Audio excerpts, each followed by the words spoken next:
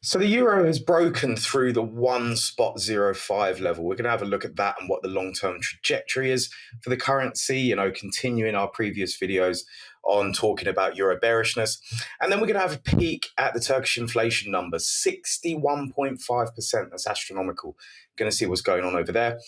And then the trading takeout for today is why you need to have a good economic calendar.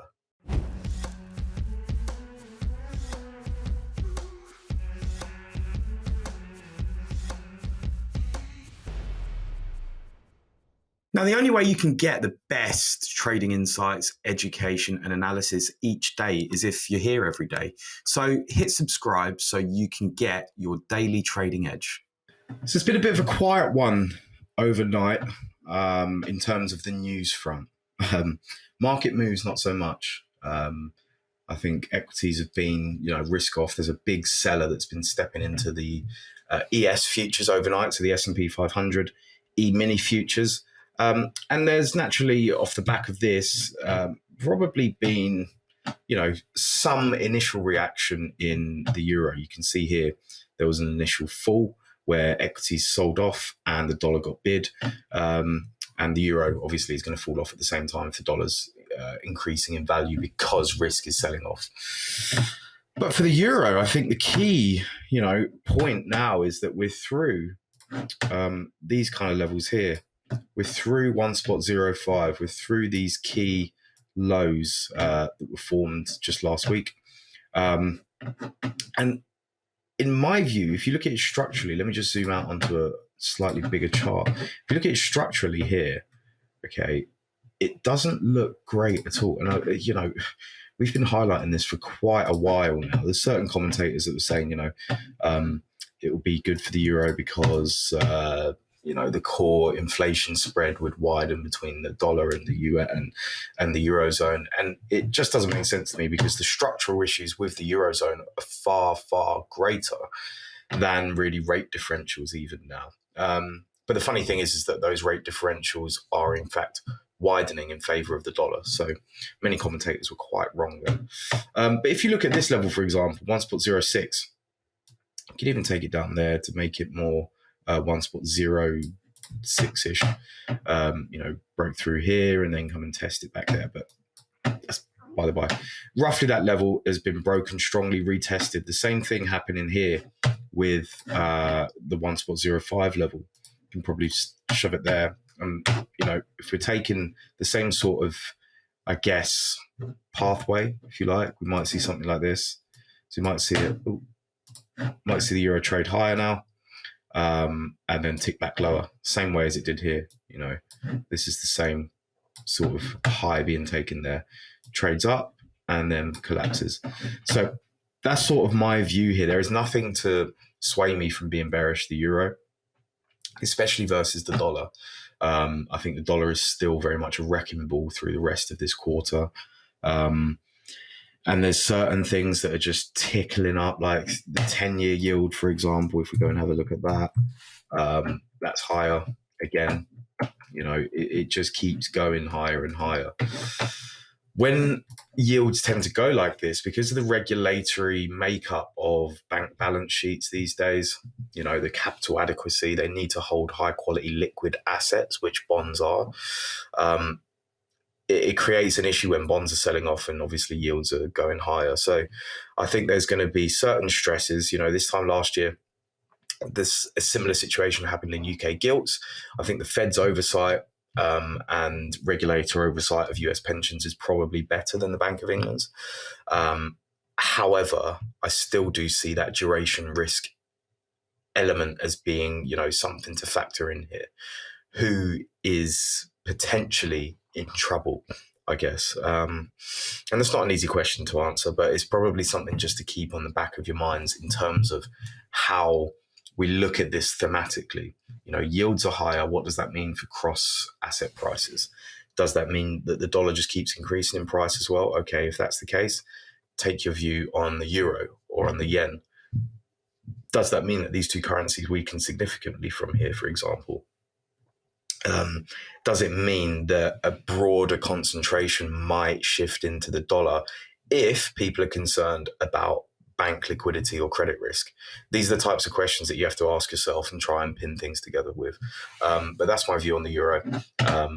We might see a little bit of relief here, but generally the trend the midterm until their broad structural issues are contended with, which it's impossible to be contended with since the Eurozone is structurally fixed. It's always going to have these crazy disparities. With all that given, the context of the euro is down. It's lower. It has to be to try and stimulate. And even then, they might not get the stimulus they require. So Turkey is having proper CPI numbers. I think it's safe to say. You can see here that the Turkish CPI year on year came in at 61.53%, which is ridiculous. Slightly under expectations, though, which is good. Okay. Month-on-month figure was 4.75%. So goods in Turkey, goods and services in Turkey have become 4.75% more expensive versus last month's number. It's just a crazy situation. And then, if we go and look at the Turkish lira, let's just get this up on this screen.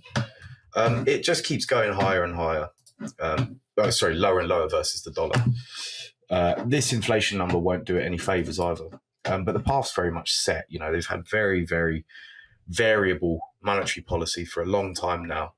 And this basically, is creating broader issues in the country. It's funny, though, because generally you'd expect the population or the civilians in Turkey to sort of revolt. But I think because it's quite monotheistic, they see Erdogan as, a deity almost now, a political deity. It's not having the same effect, But this is an example of really broad-based geopolitical issues, because I guess, what will be looked at here is Turkey is in the middle of China and Russia. They kind of play a lot of different sides, but then they've got, a really quite weak economic situation. From a geopolitical perspective, it would probably be in the minds of the EU, in the minds of the UK and the US, to look at Turkey as quite an unstable place right now, in my view, from an economic perspective, because I don't know if you remember, but the Arab Spring back in the early 2010s, I think it might have been 2011, 2012 maybe, there were similar issues there, mainly revolving around food prices. But as we can see, inflation and food prices are very, very tightly correlated. If food prices go out of control, then people are going to start getting really, really angry. And maybe that monotheistic sort of appeasement happiness goes away. But, for now, people seem okay with it. It's a very, very bizarre situation, actually, to have such a strong power base within the country, even with, quite a lot of economic turmoil. But we've seen what's happened over the last, you can see here anyway, over the last, let's say, decade or so. The lira has just weakened against the dollar so much. And it's just an insane situation. But, this is just something to bear in mind from a geopolitical risk perspective. What if the Turkish situation starts deteriorating? There are big carry trades into the Turkish lira from Japan, basically making use of that interest rate differential. And so there's always reasons to be watching for uncertainty building up, always reasons, whether it's from a currency risk perspective or from just a general risk perspective. So definitely something to watch. And, definitely note this down, because I think Turkey is a key player in geopolitics generally as well.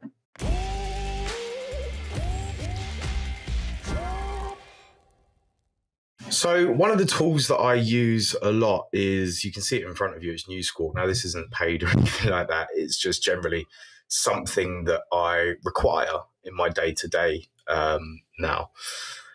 It's fantastic because, the need for an economic calendar that is actually good, that covers everything with added context as well, is vital these days. There's so many news sources that you can get things from, that having somewhere that is centralized is key. Now, there are others out there. This is, of course, paid and it's premium, it's more professional. However, the importance of having something low latency, that you're getting the news straight away so that you can start interpreting what's going on, is absolutely key. I can't stress it enough. It really, really is key. Whether you trade news events or not, or whether you're just looking at a macro picture, it doesn't matter. Just understanding that there are certain risks through the day that can change volatility pricing, that can change, where you might end up having your stop loss. All of these different things matter, and this is key and central always to what I'm doing. I can't stress it enough. It's almost religious now. So with something like News Squawk, the guys and the analysts, they can talk to you through the day as well, but you get all the headlines through to, again, absolutely vital. There's so many people that get lost behind asking questions on Twitter, 5-10 minutes later, when you can have something that's literally giving you all the news right there and then. So yeah, really, really vital. Check it out if you like, but it's probably one of my biggest tips.